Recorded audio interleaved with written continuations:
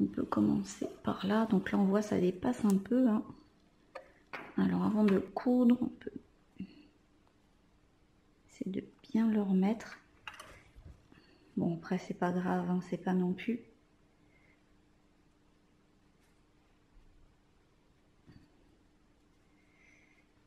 On a peut-être un peu long, je vais peut-être un peu le couper.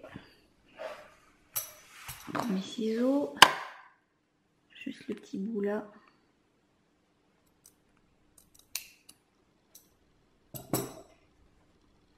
Voilà. Comme ça, un peu en biais. Bon, c'est vraiment pour chipoter. Hein. Ok, c'est parti. Donc là, il faut que je le tienne bien parce que si ça bouge... je vais me mettre comment? Ouais. Alors, je vais me mettre comme ça. Donc là, je vais piquer un 1 mm dans le biais, donc sur la partie bleue. Voilà.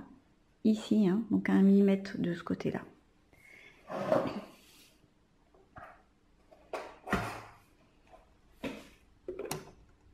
Allez, on enfonce l'aiguille, une petite marche arrière.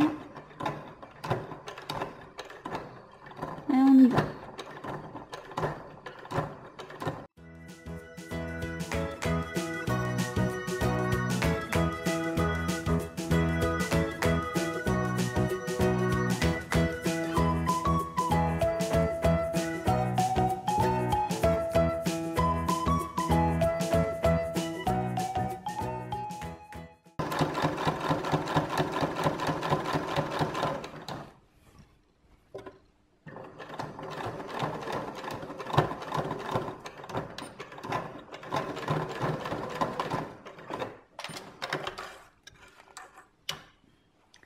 Alors, voilà, là j'ai fini.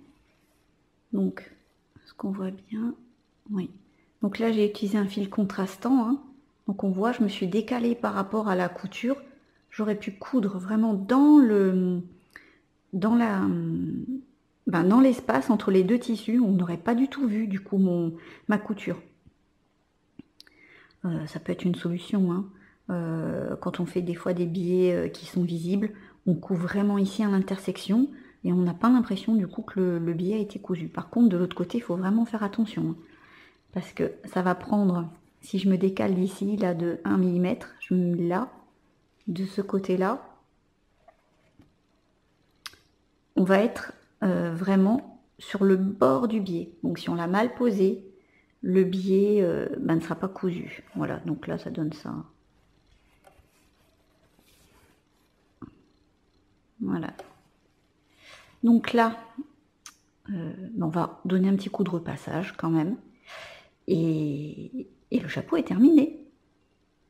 Donc là, je coupe mes fils.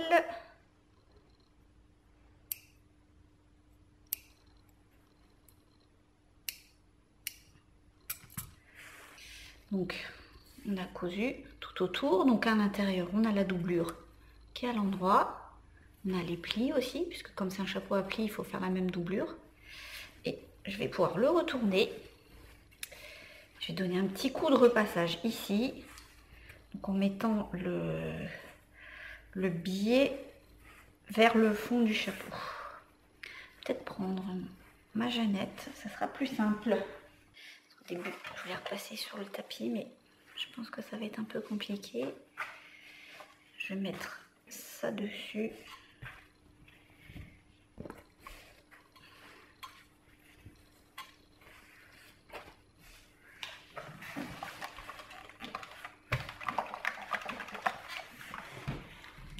Voilà.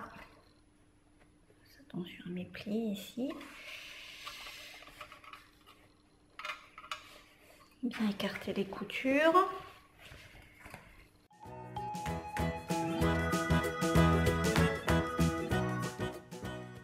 Voilà, le chapeau est maintenant terminé. Donc, il ne reste plus qu'à le porter.